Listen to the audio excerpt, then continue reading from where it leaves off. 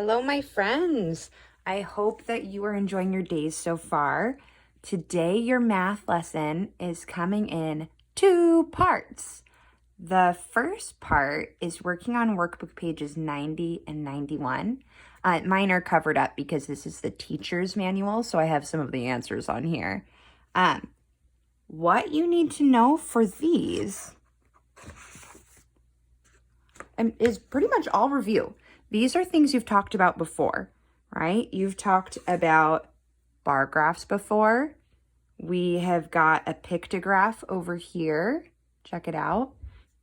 Now you have got, ooh, awesome, another pictograph. This one uses X's though in it instead of symbols like this one, right?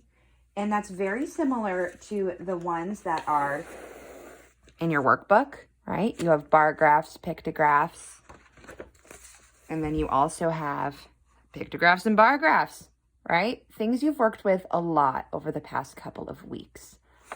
Now, the fun part about it is you get to problem solve.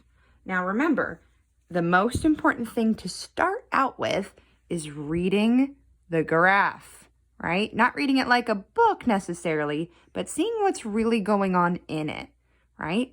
So you might take a look at this one, and if you're going too quickly, you might think that there's just 3 coins here in Brazil, when really each of these symbols equals 4 coins. So make sure you check out the key first. Obviously, half of a coin symbol equals 2 coins, right? Because half of 4 is 2.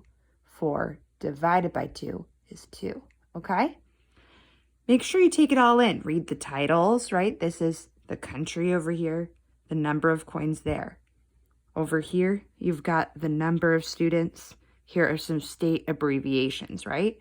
So before you even try to answer any of the questions in your workbook, make sure you check out and read the graph first. Then you're going to plan, okay?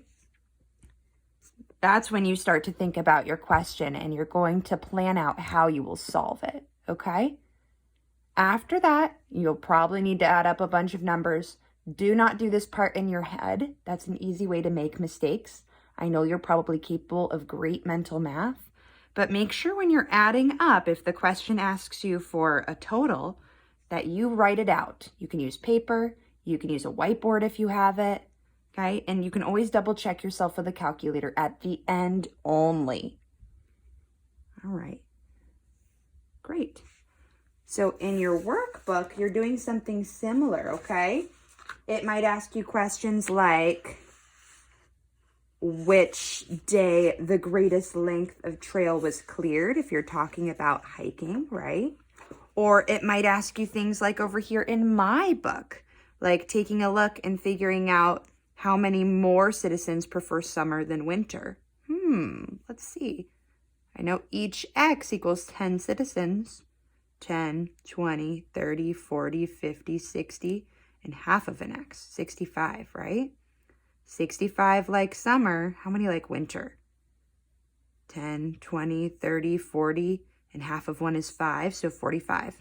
45, 55, 65. So 20 more citizens prefer summer. Okay, interesting.